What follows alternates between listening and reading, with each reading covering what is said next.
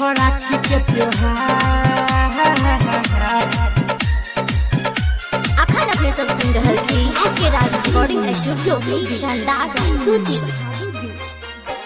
भैया परदेश से घरे चली अइहा हो, बहिनी से राखी बंधइहा हो। परदेश से घरे चली अइहा हो, बहिनी से राखी बंधइहा हो राखी के त्योहार। भैया हो राखी के त्योहार।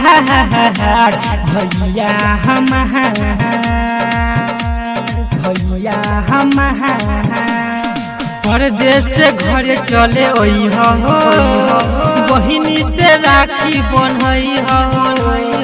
परदेश से घरे चले अइहा हो, बहिनी से राखी बंधइहा हो राखी के त्योहार। भैया हो राखी के त्योहार। भैया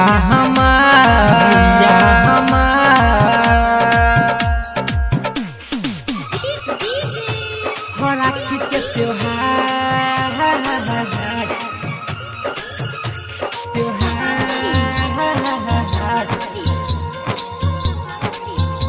भैया 2 साल से घरे नहीं आइल बाड़ा, बहिनी के काहे बुलाइल बाड़ा। जा तू विदेश मोरा भैया हो, हमरा के काहे बिसराइल बाड़ा। सुनो भैया हमार रोबे बहिनी तोहार, कनी कह के विचार आजा भैया हमार। ए भैया भाई के फर्ज निभैया हो, बहिनी के नाही रुइहा हो। भाई के फर्ज निभैया हो, बहिना के नाही रुइहा हो राखी के त्योहार। भैया हो राखी के त्योहार। भैया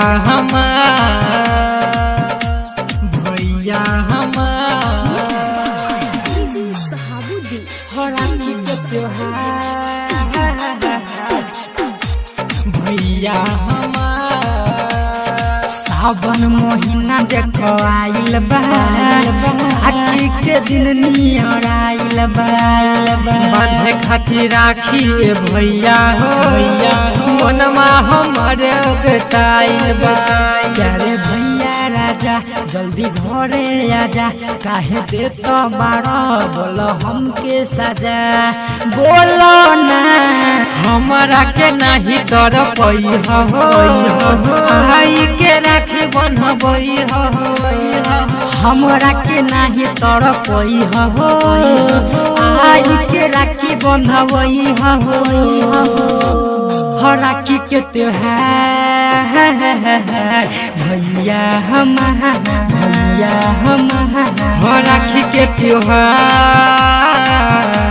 भैया